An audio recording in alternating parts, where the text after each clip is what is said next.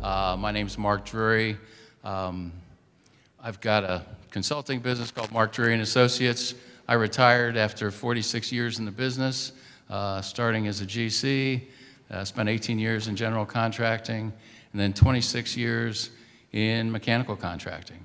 And I decided to retire from employment, and I spend most of my time working for nonprofits for free and doing a little consulting on the side. But I'm going to turn it over to these gentlemen, and we'll start with Juan to do a brief introduction.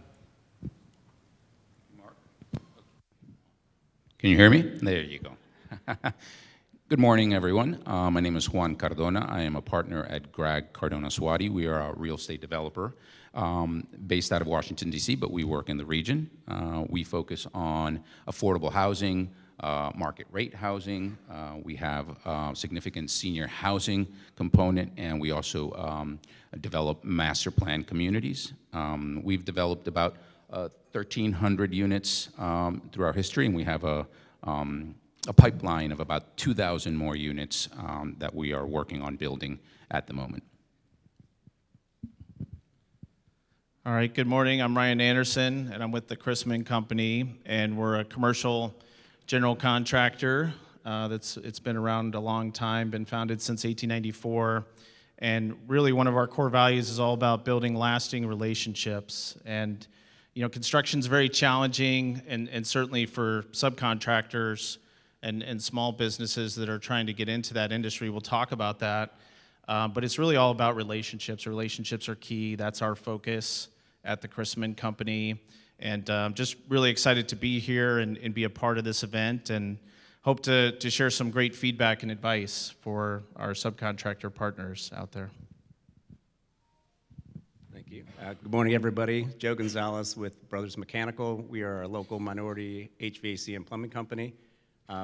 Company's been in business locally for roughly 25 years, going on our 25th year anniversary. And I'm really excited to be here. I appreciate the invitation and the opportunity to share. I know you use the term expert, but I use that term loosely. But let's just say seasoned veterans in the industry over here. Appreciate it. So to start off, you know, we had some discussions and prior to this, and this discussion is going to revolve around the money. This is called the show me the money discussion we're going to have here. And the money all starts with your estimates, your bid, whatever you want to call it, your proposal. And your proposal needs to be based on actual information. It needs to be quantities of material. It needs to be hours of labor. It needs to be equipment. It needs to be logistics and support. And it needs to include your needed gross profit and net profit. So you need to know your cost. So I'm going to start off with Joe down on the end to explain how that all comes together. Thank you.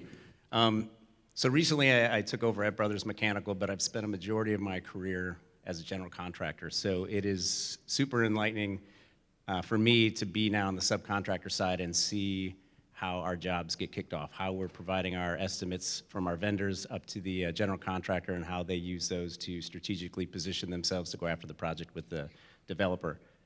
And so the summer has kind of showed me how we are the last ones to get the documents. The documents may be 2 years old by the time we've gotten them, where the developer has gone through all their different phases of design development, so schematic, design development, 50% CD, so on and so forth. So by the time we've gotten them, the general contractor has had those and been able to vet the information to get the scope sheets done, and we get them last. And so our time is usually pretty tight to turn those over to the general contractors, who are also on a tight frame to turn those over to the developer. It's super important for us to scope out everything on every addendum, every RFI, bid RFI, and then now I'm learning with all of our vendors how deep this rabbit hole goes on who we're depending on to provide materials and equipment and resources to our projects. And so what we've been teaching our guys, our folks in-house on our estimating team, is just to get into every minute detail, get it down on paper, and vet everything. And if you don't know it, qualify it. If you can't qualify it, figure out with the general contractor what they would like for you to carry, because once that bid goes in, once we have those commitments from our vendors and our subcontractors, that's what we're committed to and the number that we give them on bid day, minus what Ryan squeezes out of me in the negotiation. But you have to be in there the entire way. The contract that's written for us, that's all we have. That's all we have to do it for. So when we look at the Exhibit B, we have to know that we've priced everything that they've given us. And the contractors, to their credit, are really good at putting those Exhibit Bs together, the scopes of work. But the other thing, those little curveballs, that they don't do it on purpose, nobody does, but the Exhibit A, which usually lists out all of the documents that are going to be part of your contract, might be slightly different than the documents you bid on, because since that was, the price was issued, addendums have come up, or RFIs have been answered, and you have to make sure that your price includes everything that's on that exhibit, or qualify it.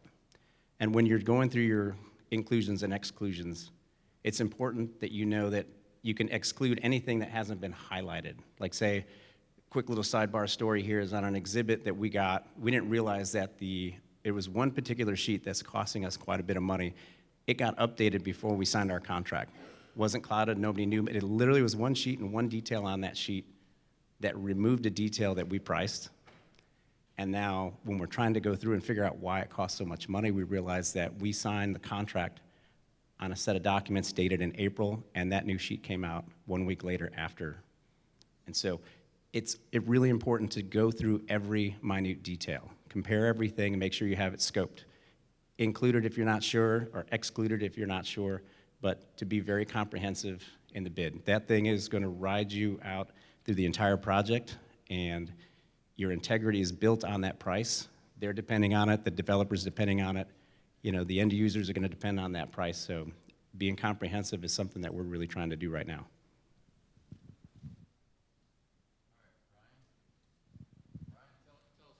On the GC side.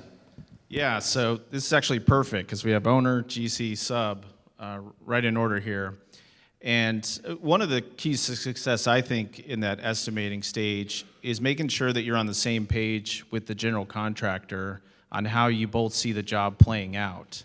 And I don't see this as often as maybe I should. You know, subcontractors that are reaching out to us saying, hey, how are you guys, you know, envisioning that this job is going to be sequenced? Here's how I'm seeing it, and having good, productive dialogue. And it's something we try to do, and you can really never have enough of. And because one of the things I think you need to realize as a subcontractor is, of course, you need to understand your scope of work and have that appropriately priced, but you need to understand your risk, and part of your risk are all of the other trade contractors that could affect your scope of work. And the general contractor is really the pathway for you to try to get an understanding of that. And so I would definitely encourage that. And the other thing I would say is hopefully you are tracking your costs once you go and do the project using cost codes, or having some kind of feedback system that can then, when the project's over, go back to your estimating department so you know what the project actually cost you to do at the end of the day. And if you have cost codes, you can actually look at where did I have cost overruns, where did I save money, and have that feedback loop to better inform your estimates. And I suspect you'll find that perhaps with different general contractors, you know, maybe you might want to know how you perform working with different GCs, with different project types, new construction versus renovation. So you can start to do all that analysis and have that feedback loop. And I think it'll just help you as a subcontractor to stay competitive with your pricing. And as Mark said, to make sure you got the gross profit and the net profit when the dust settles on it. Yeah, sure. You know, as the owner, obviously, we are the ones that, you know, sort of have procured the project. We're the ones that are paying for the work. But there's, you know, I've been sort of on the owner side, you know, representing our interests, you know, in front of the GCs and subcontractors. There's one particular document as part of your bid that is really critical, is the clarifications and exclusions, because that really gives us an understanding of what is your price based on. And it's very important to understand where not only where your price comes from, but also are you covering everything? So if you're going to install whatever it is, are you covering everything that goes into installing that? So the worst thing for us as developers is to go into construction and then get surprises that we have not priced in, that we have not budgeted for. That's really what creates issues between us, the owner, and the general contractor, or the sub. Because surprises, we want to procure a job and then make sure it gets completed based on the contract documents. And so having contract documents that are really clear is really important, and making sure that your price and the estimate that you're providing is based on the latest contract documents. Because I know us as owners, sometimes we want to accelerate things. So sometimes we'll put out, some documents for bidding that aren't quite complete. And I know that that's, sometimes we do that because we have timing issues. We need pricing fast because obviously we're juggling the lender and juggling sort of our investors and timelines. So we put out documents to get sort of feeler pricing sometimes. But it's very important that contractors and subs really sort of level set and say, okay, this price is based on these documents from this date. And if you have actual permit drawings, those are the ones that at the end of the day, and permits with any addendums or any changes, those are the ones that we want to make sure, those are the ones that we're paying for, and those are the ones that, that's what we are going to get built. So it's really important to track documentation, to track which one's the latest version of the documents, and to make sure that you're establishing what is included and what is not included in your price. We want clarity at all times because, again, we want to make sure that the project gets done. And the worst thing for us is to be sitting with a project that's half-built or that is missing a piece and that requires a significant change order to complete. And so that we want to make sure to try to prevent that up front. So the answer is, you got to do a lot of work up front before you even get a job. Prior preparation, knowing the details, knowing that project inside and out, knowing what your costs are, that's the lesson here. Don't do rule of thumb pricing. Don't do square foot budgeting. Don't do just by the seat of your pants pricing. Some people look at a set of drawings, say that looks like a $4 million job. Tell them 3.9, and that's no way to enter into a construction job. You need to know your costs. You need to have a good job cost accounting system. You need to be able to track costs, and you need to have a good detailed quantified estimate when you turn it into the general contractor. And the general contractor has the same thing to make sure that he's got the right proposal to the developer. Yeah, Mark, and if I may, we no longer as developers go for the lowest price bid, right? That's not what we are looking for. We're looking for the best value. We're looking for, obviously, someone who's within sort of range. We have construction professionals that know, what things generally cost, what should they cost. But the worst thing for us is to be in a situation where we have excessive change orders. And I was, for example, once in a job where we were renovating a 94-unit building. We've been working with the contractor for a long time. There were some changes, there was a lot of back and forth, but the day we started construction, the first meeting that we had with the contractor, once they started mobilizing, they handed me $1 million worth of change orders. And so you can imagine that was, very frustrating. At the end of the project, we ended up with only $300,000 in change orders. And so those are things that, we're going to negotiate hard, but we want pricing that is accurate, not that, try to underbid so you can get the job and then get, the money that you need to be able to make your numbers work. That doesn't work because you're just going to be embroiled in a back and forth. It's not practical. Don't bid low and kill them on the extras. That doesn't work, no. And change orders, for the most part, you don't make money on. If you go back and look, if you have a good job cost accounting system, you'll find that the change orders you rarely make much money on because they interrupt. We're going to talk about change orders. Anyway, we're going to go on to contracts. Let's move on to contracts, because a contract is an agreement between one or more parties at a given point in time. An agreement to perform a task, a service, whatever, for a dollar figure and for a specific scope. You have to know your contract. You have to know the boilerplate. You got to read it front to back, and I know reading all that legalese is very boring and it's hard to understand sometimes, and sometimes you'll need a construction attorney to help you through that. Or sometimes you need to develop somebody in-house to help you with that. But knowing your contract, knowing what you're responsible for, and making sure that your documents are right, et cetera, all that's critical. So we're going to talk about contract agreements. And we'll start at the top this time and let Juan talk about the owner contract, because I know on the sub-level, you know, getting a copy of the GC's contract with the owner is always difficult. You know, I always ask for it. They say, well, we can't give it to you. Well, you have to come to our office. Well, go to their office. You know, I used to take a small camera so I could take pictures of what I wanted, because they won't let you make copies.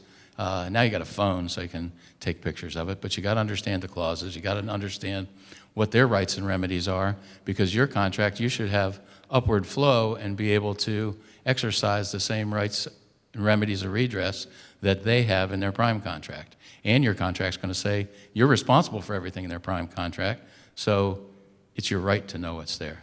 But let's start with Juan in the prime contract. So contracts, generally, we're going to have to follow an AIA form contract. It's not necessary, but a lot, you know, generally banks like to see that. And so the more standard contracts that we can follow, obviously we have the A101 or A102, depending on what type of contract it is, then the general conditions, those are all going to be very important. But contracts, what we like to do is to have sort of one contract that we're comfortable with, and then we hand that to every GC that we work with, and then that's the basis of our negotiation, because we've negotiated certain, you know, certain parts, certain provisions that are comfortable. But what always, you know, sort of, we have flow down provisions from the lender and from investors, and so there's so much flexibility that we have.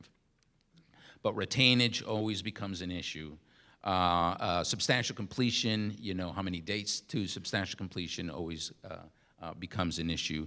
The general conditions on, you know, what happens with change orders, what happens with unforeseens. So we're always focused on, you know, those are very long contracts, but we're focused on certain provisions that are important to us that guarantee that there's going to be as little issues, you know, in executing the job as possible, and that there is a very good framework by which we negotiate change orders or any unforeseens, because that to us is very important. Unforeseens to us is very important. And retainage, unfortunately, it's always become a point of contention, because we have requirements with the lenders for retainage. And so sometimes what we'll do is we'll work with subcontractors or with contractors to release retainage and go back to banks at certain positions. But those are things that we can't help. You know, we've actually fought with, you know, alongside the contractor, you know, against the bank and say, you know, these retainage provisions are unnecessary and they don't really protect you. But they're flow down to us, and so that's something that we're always conscious of, and we're willing to work with contractors on that generally. But the other provisions are very important for us, especially timing and the cost side. All right, so just I really want to put this, I think, in the perspective of the subcontractor. And the first thing I would tell you is I'm going to bring it back to relationships again. So as a subcontractor, the better relationship you can build with your general contractor, the more favorable treatment I think you're going to get from a contract standpoint.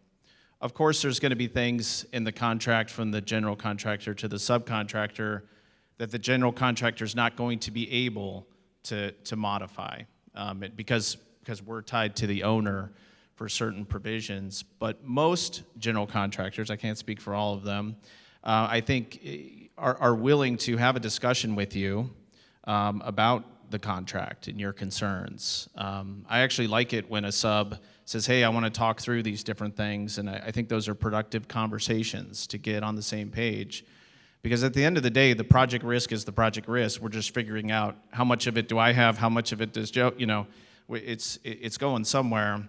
And so if you can build a really good relationship with a general contractor, you get used to their standard subcontract agreement. You can maybe even negotiate a rider that is in place. So now you know every time I do a project with Chrisman, as an example, that rider is already established that covers the basics, that between the two entities, we've agreed, we'll modify those terms. Again, those things that we're able to modify. So again, it's all about relationships. It's about being proactive and engaging with your general contractor to have those, I think, productive discussions about what's in the contract and how can we work together to be successful. Thank you. You took half of what I was going to say. I love it.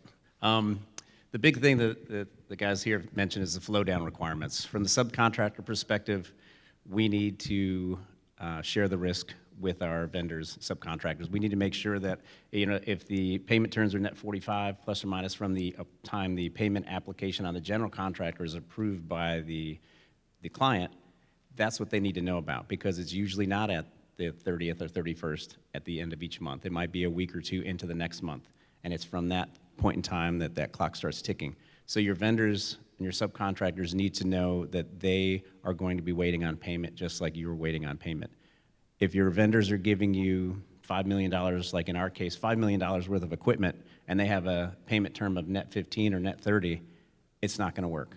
It's going to empty me of all my cash to pay that up front, and then I'm going to have to wait an extra month to get my payment. So getting those flow down requirements, getting your subcontractors and suppliers from a subcontractor perspective, getting them all together to make sure they all understand what's going to be required, how much they're going to have to wait. Because as we're going to get into what Mark's going to get into here shortly, I mean, it's all a finance game, and you have to price that in there. If you're going to be floating, labor gets paid every week, so you're going to be floating 4 to 6 weeks worth of labor before your first paycheck. You need to make sure you have that money tucked away. You can't leave the labor unpaid.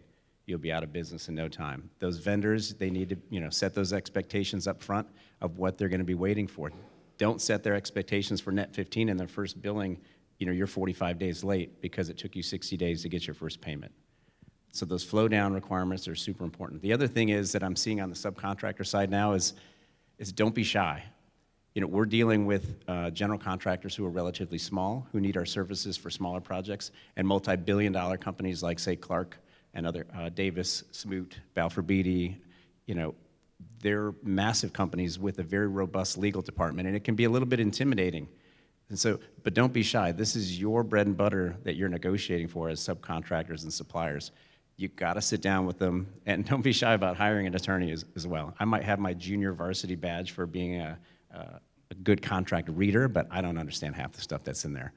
And the redundancy that's in contractors, you need a professional to go through there, highlight those redundancies and conflicts that are, naturally fall in there, not on purpose, but there are conflicts within contracts. There's conflicts between your Exhibit B and the contract. Maybe a contract conflict between the general contract and the flow downs that we have to clarify and rectify. So don't be shy about that. Don't feel like you're getting bullied in there by the general contractor or by the owner or by the bank. Set your own terms, but make sure when you're pricing that and you're negotiating that final contract that you have all that you need to support that project. And if it's a little bit extra finance, I don't know if Luis is still here, but one of my bankers, get that line of credit in line, that construction loan in line ahead of time. Make sure that it's ready to be used, and make sure that the cost that you're going to carry, that finance cost, is built into your contract. There's nothing wrong with, when the owner says, I need the real price, that's part of the real price. That's not a giveaway, okay? So just that big thing, don't be shy, sitting across the table from a very robust legal department. And then for those who can get a master subcontract agreement, those are the best, because that 12-inch thick, book that's the AIA contract, that thing's the best to just put in a drawer, and hopefully you don't have to look at it. Negotiate the Exhibit B and the other exhibits to make sure that, that's the small part, the very direct stuff for the contract specific. Take that big one, negotiate it once with that client, and put it away. You don't have to do it again. Hello? Okay. Yes, know your contract, don't be shy, and don't be afraid to walk away. Until you sign that contract, you're not committed to that job. Once you sign that contract, you've made a legal commitment to perform that scope of work for that price under those terms. Don't be afraid to walk away if it's not right. Don't take a job just because you think it's a $5 million job and this is going to be great. If it doesn't feel right, if the terms aren't good and you've got a problem with the money, walk away. I've done it before. It really freaks the GC out though, but it's okay. All right, so our next topic is billing. We talked about, Joe was talking about subcontractors and how long it takes to get paid. The little known fact is the largest financial institution in the United States is actually the subcontracting community. The subcontracting community offers a continual series of short-term loans to GCs and developers.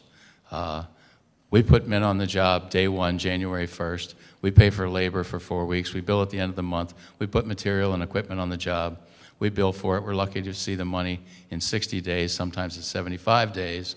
And then if you're a second-tier sub, you got another 7 to 10 days after that, and a third-tier 7 to 10 days after that. So subcontracting industry is fronting a lot of money, paying for a lot of labor, putting a lot of meals on the table, night after night, morning after morning, lunch after lunch, and shoes on the baby, all that good stuff, before they ever see a dime.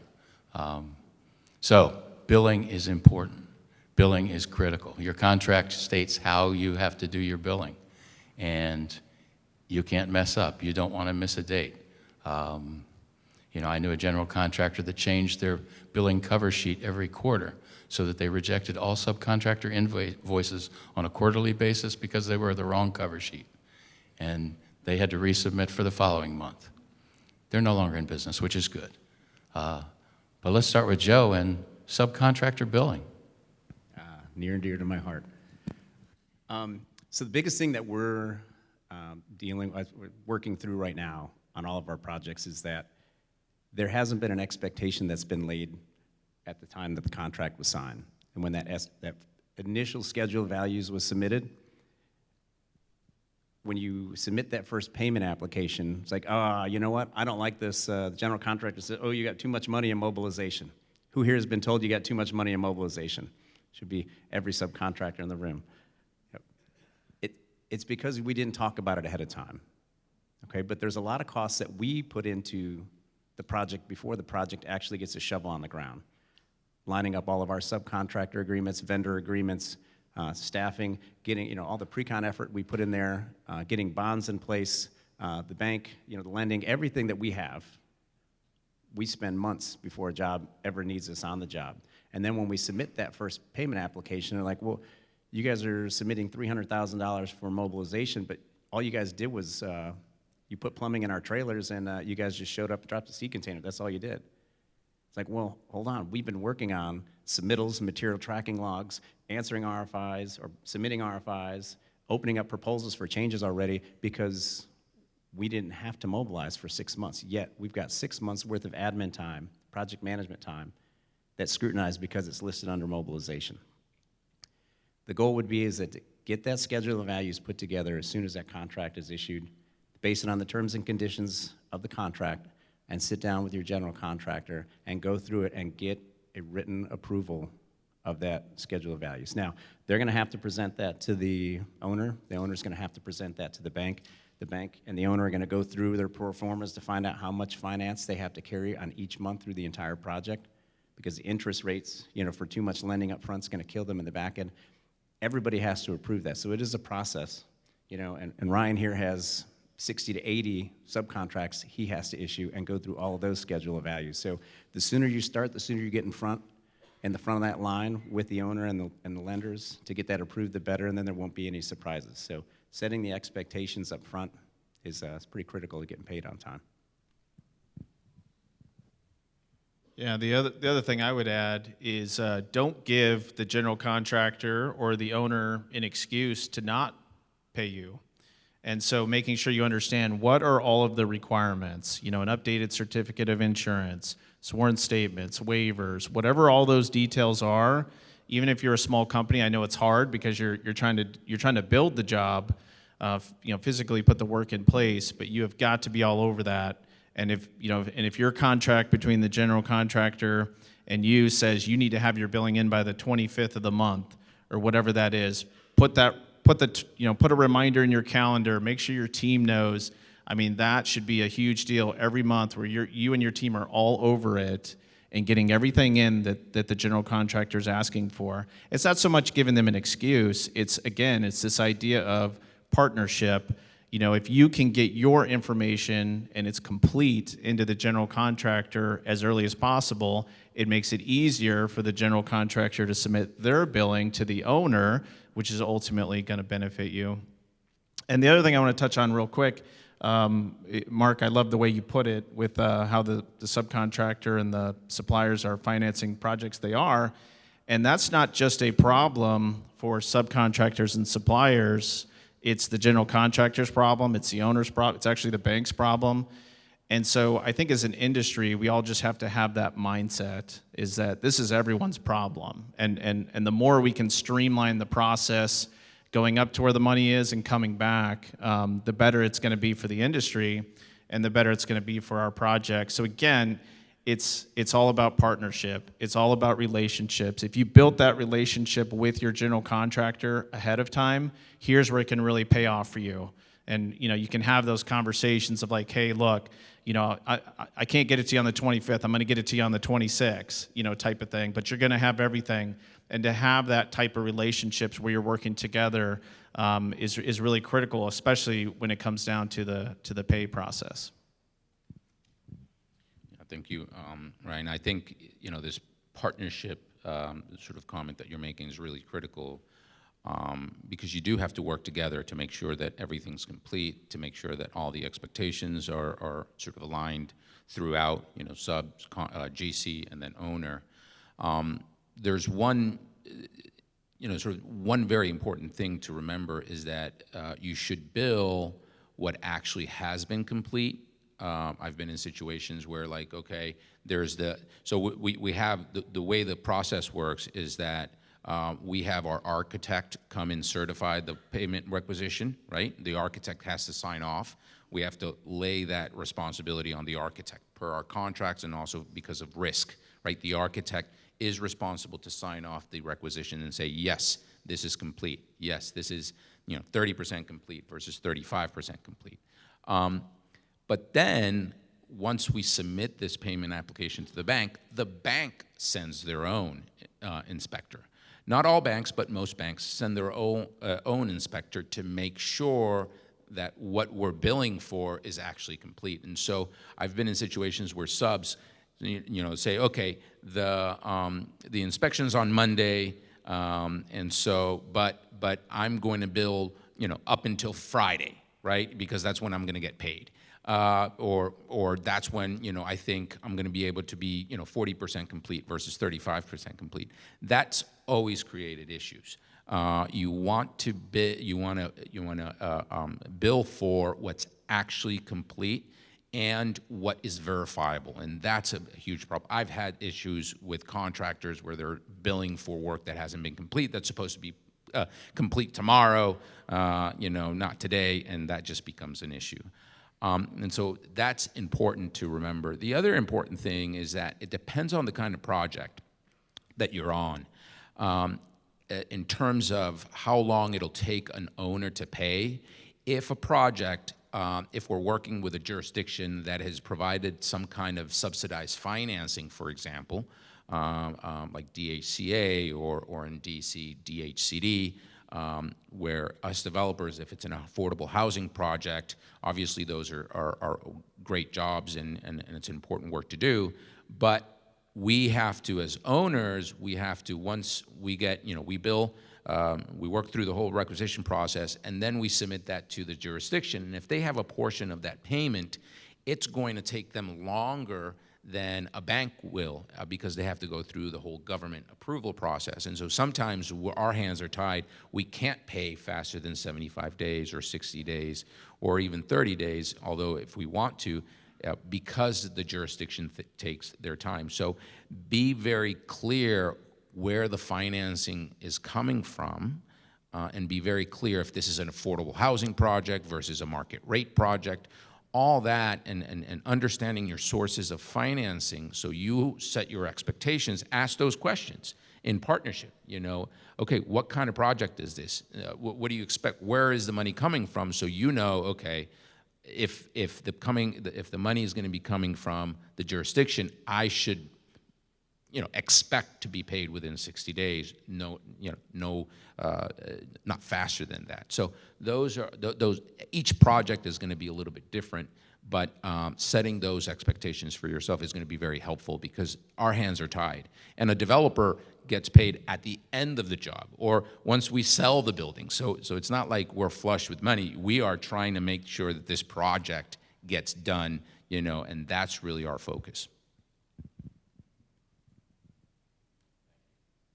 Thank you, Juan. Thank you, everybody. So, billing, do it per your contract and understand. And what Juan was just talking about, where the money's coming from, that's a really hard question, but that's one you want to ask in the bid stage. You want to ask that because that affects your cost. If you know you got to carry your cost for 75 days or 60 plus, you need to look at your line of credit. You need to look at how much money you're going to have to front and what that cost is, and make sure that that's in your proposal. Very important. It's the cost of the work. So know your contract, get your billings in on time, make sure they're complete, and then chase the money. You got to chase the money. Our next topic is change orders. Change orders are important. Change orders happen. It's important that you understand your contract requirements and you give notice of a claim in the proper time frame so that everybody's aware, so that it goes to the GC, it goes to the developer, and they're all aware that you've run into something that is not per the documents or is going to be an additional charge. And then getting that proposal and then making sure that proposal is detailed and has all the quantities and all the information for what that cost is.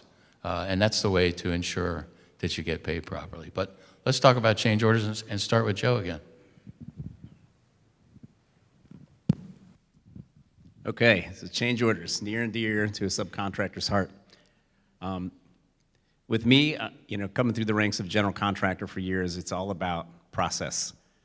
The contract dictates everything that you have to do if you see that there's a change to the documents, whether the general contractor sends you an RFP, a PCO, a CE, whatever they call it. When you identify that, there's requirements to put the contractor on notice. Usually it's within 7 days, plus or minus, so you put them on notice. You follow that. Reserve your rights to the cost and to the time, if there's time, delay to the project, delay to your work. And then becomes the pricing portion of it. Now, from the subcontractor side, or from the GC side, man, it was easy for me. I'd call the subcontractors and hammer them all day long. Where's your price? Where's your price? Where's your price? Because I only had to call one person. From subcontractor side, some of these I have to call 20 people. I need fittings, I need pipe, I need equipment, I need labor. Yeah, calling all these people, and some of these folks that we are working with are out in the field working right now. They're not in the office. They're not there to price. They're going to work from 5 p.m. to 10 p.m. tonight working on the paperwork for their small business. So it's important that you, again, set expectations with your subcontractor pool and your vendors, get that pricing in and get it submitted, because what we're going through right now with our company, with BMI, is that we're really heavy on our accounts receivable from the change orders and retention. But it's setting that in motion and pushing those. Don't wait. Don't take so long to get those proposals submitted where the client, where the general contractor and the end user are not able to financially project what that's going to cost.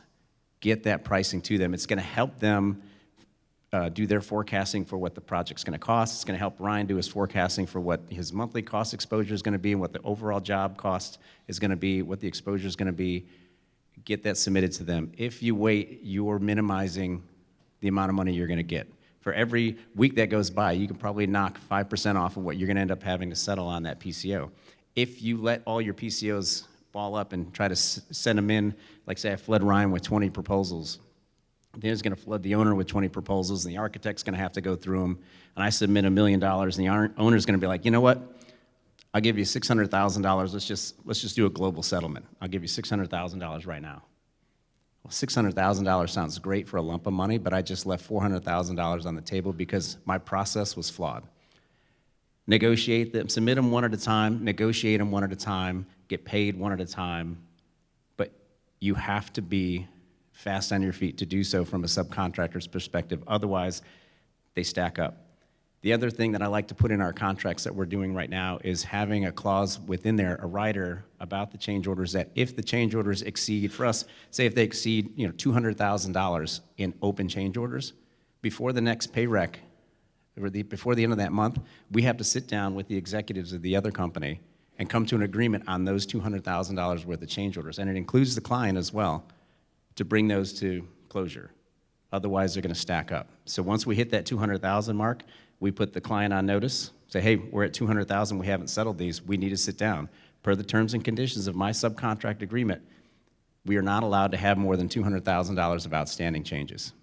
But in order for me to exercise my rights within that clause, I have to be spot on within the contract itself. I have to have provided notice within 7 days. I've had to have provided my price within 14 days, and that proposal needed to be submitted to them. If I don't follow the terms and conditions of my own subcontract, I can't fight for it with that clause that I want to put in there. So maintaining the terms and conditions of the contract is paramount for a subcontractor, because if you're behind and you let them all ball up, like what we're doing on some of our contracts right now, we, on one project, have $2 million sitting out there. And we find ourselves in this predicament that the client wants to make a global settlement. And will it get us a decent amount of money fast? Yes. But I'm still giving away hundreds of thousands of dollars because I need that cash to pay bills that are due today.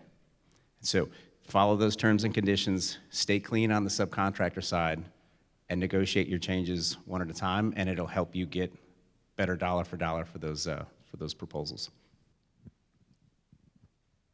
Yeah, what I would add to that is, definitely don't be shy about noticing your general contractors. I hope you're not like, wow, I don't want to send a notice because I might upset, the project manager or the superintendent, with the general contractor.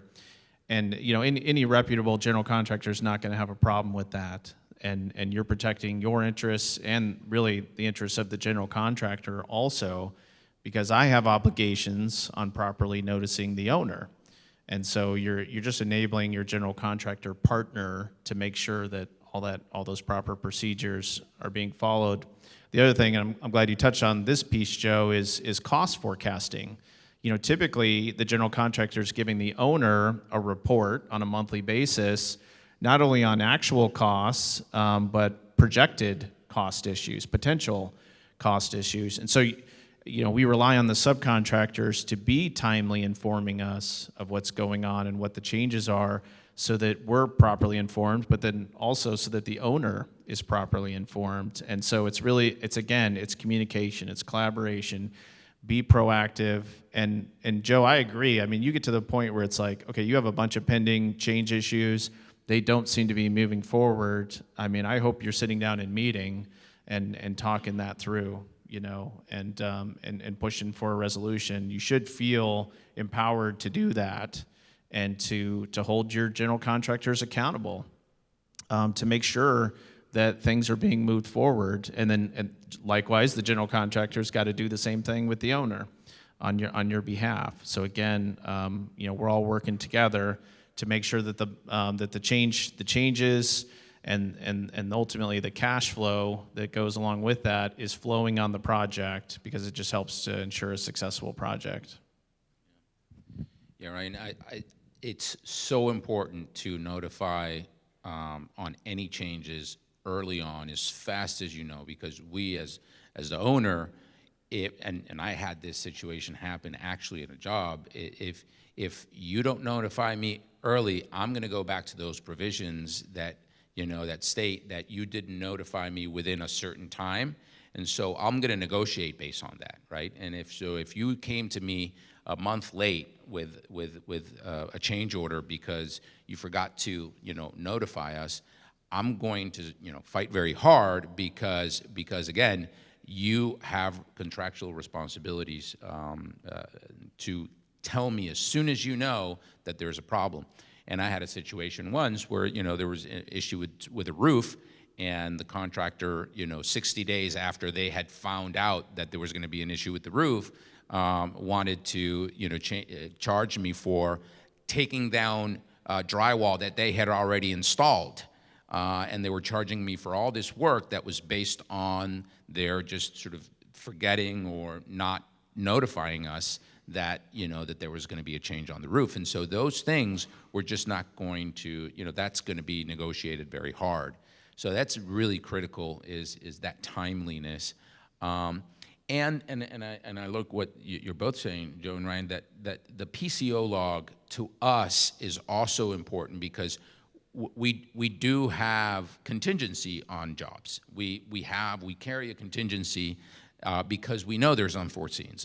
We'll carry, either a 15 or a 10% contingency if it's a rehab of an existing job that is going to have significant unforeseen conditions, and we'll carry, between 5 and 10% at a new construction, depending on, the soil situation or whatever it is in that. So we do carry contingency, but we need to carry that contingency all the way through, right? All the way through the job. And in fact, the lender is going to look at the PCO log or look at where the projections are, and they have a calculation, which is the cost to complete. And a lot of times, if the cost to complete is higher than the money allocated for the project, then you might be in a default. And a long time ago, and back in 2008, when everyone was, lenders were very, very scared. We were fighting with an investor and a lender because they were making their projections to cost to complete that were completely ridiculous, and they were saying, "Oh, you're in default of the loan," and we're like, "No, we're not," But that, and especially right now in difficult situations, the lenders will do whatever they can to stop job or to reduce the risk. And so if you don't have an accurate PCO log and you're able to upfront, ahead of time, as soon as you can, to project how much it's going to cost to complete the job, it can create delays. And if we have a delay from a lender, that all flows down to everyone. And so we don't want to do that. We want to work together in partnership. We want to make sure that we're confident that subs are telling us everything that they know right away, and that we're working with the general contractor, so there's no issues. We don't want to fight. We want to be able to complete the job as fast as possible. Don't be shy, Notify them if you have a claim. You're only doing your job. I had a project once where there ended up being 301 changes on the project. And early on, I was sending in notices to the GC on an almost, it seemed like, daily basis. We were uncovering something. It was a big renovation project. And about 2 weeks into it, the project manager called me up. He says, "Why are you sending me all these claims? Why do you keep sending me these notices?" And I said, "Because it's my job. Your contract, Section 4, Paragraph B, Line 2, states that I have 7 days to give you notice of any uncovered conditions. So I'm just doing my job. So just do your job, give them notice, protect your rights, and remember that change orders are disruptive. They disrupt your workflow, and it's going to be longer than normal to get your money. So you need to cover that in your pricing as well. Enough about change orders. Cash flow, asset management, retaining your earnings. These are big checks you're getting, but you got bills to pay. You need to pay bills. You need to meet payroll. You need to keep the business going. You need to have a good job cost accounting system, and you need to retain earnings. You need to build earnings and cash in your bank account. You know, you get that big check, don't go out and buy a new truck unless you really, really need a new truck. You know, that Lamborghini looks good in your driveway, but maybe that's not the right time. Be patient. So, how can the industry support subcontractors with all the complexities of construction accounting, the legal issues involved, and make it so that they have viable businesses? We'll start with Juan on this one. Well, I think, Mark, what's really critical for business leaders is to remember that you are organizing and you're building a business, right? You provide services, but the business leader has to focus on the organization. And you have to focus on creating those systems, creating those processes, bringing in the right people, and really surrounding yourself with the right people to help you build your business. So if you're a business leader, obviously it's sometimes you're going to be a business, you know, you're going to be a leader and you're going to be a doer, right? You're going to be out on the field, you're going to be doing things. We understand that, and you know, and any company goes through that process. But eventually, you have to get into this understanding that the livelihood and the success of your business is based on your ability to focus on the business and not do the business. And so that's really important, surrounding yourself with the right attorneys, surrounding yourself with the right accountants, people that are out there looking and keeping you really disciplined about, you know, counting the money, investing, retaining earnings appropriately, putting things away, projecting. It's really important to project out. Okay, what's happening next year? What's happening? What do we want to do in the next 2 years? But what's going to happen? How do I see the economy, you know, evolving? What do I need to do? Do I need to make any strategic shifts?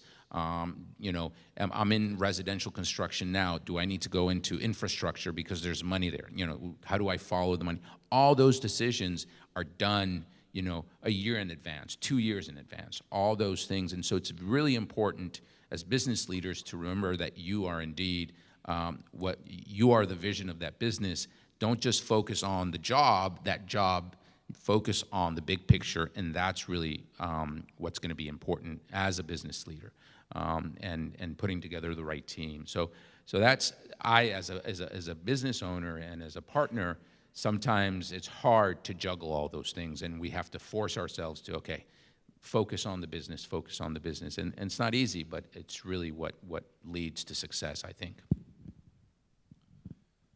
Yeah, I would definitely echo that, and you know, having a strategic plan and executing that and revisiting that, you know, getting your team to buy into the plan.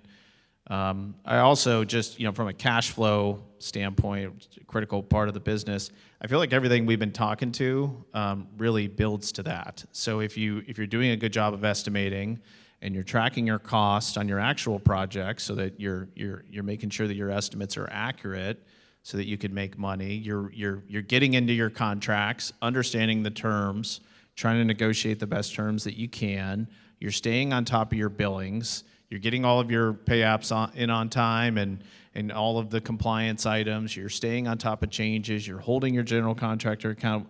Like, all of these things will ultimately result in the best possible scenario for you to maximize and have control over your cash flow. And they all kind of build on each other. And again, just kind of bringing it full circle, again, it's communication, it's partnership, because you know, the subcontractor's cash flow problem is my problem as a general contractor. It's ultimately everyone's problem. And so we all have to work together to make sure that that is flowing as seamlessly as it can, because you can have the best strategy in the world, but if you don't have cash flow, if you can't keep your business going, you're not going to be able to execute that. So it's incredibly important. From the sub side is calculated growth. What Ryan was just kind of alluding to in there. There's a lot of people knocking on our door right now to do business. Know what your capacity is, how many people you have on board right now to manage that work. It's really exciting to want to take on more work and have a humongous backlog, but death by success is a real thing, meaning that your company can go out of business in a heartbeat because you've taken on so much work. You can't handle that work. You don't have the manpower or the personnel to manage those projects. And next thing you know, every one of your projects is behind schedule, and now you're getting supplemented, and next thing you know, you can't pay your bills for all the equipment, and now you're out of business. So calculated growth, protect your financials, grow only as fast as you can organically inside the business. You start bringing on qualified people to grow your business, that's great. Bring the people on, then take on more work. Don't take on more work and then try to figure out where to find everybody. It is it affects your continuity of services with your clients, and the quality of the work that you're churning out. So nobody wants to hear this, but slow down and do it right. Build your reputation, build your name, build your company, put that solid foundation underneath you, and calculate your growth. You shoot straight up to the stars, you're going to fall down really fast. So keep money in the company, invest in yourself and your team. In construction, cash is king. So remember that about your money. Cash is king. Hold on to your cash. I think we have time for maybe one or two questions, and then they're going to kick us out of here. Does anybody have any questions? Mr. Casey in the front row. There are two issues I'd like to bring up. The first one is stopping work. The first one is stop work. So if Joe gets to this $200,000 level with change orders, and he goes and meets with Ryan, and he says, I've got $200,000 of change orders. I'm going to stop work in 30 days if I don't get paid for it. You've agreed that there are changes. You've agreed on the price. If he doesn't get paid, don't you think it's fair that he stop work? Oh.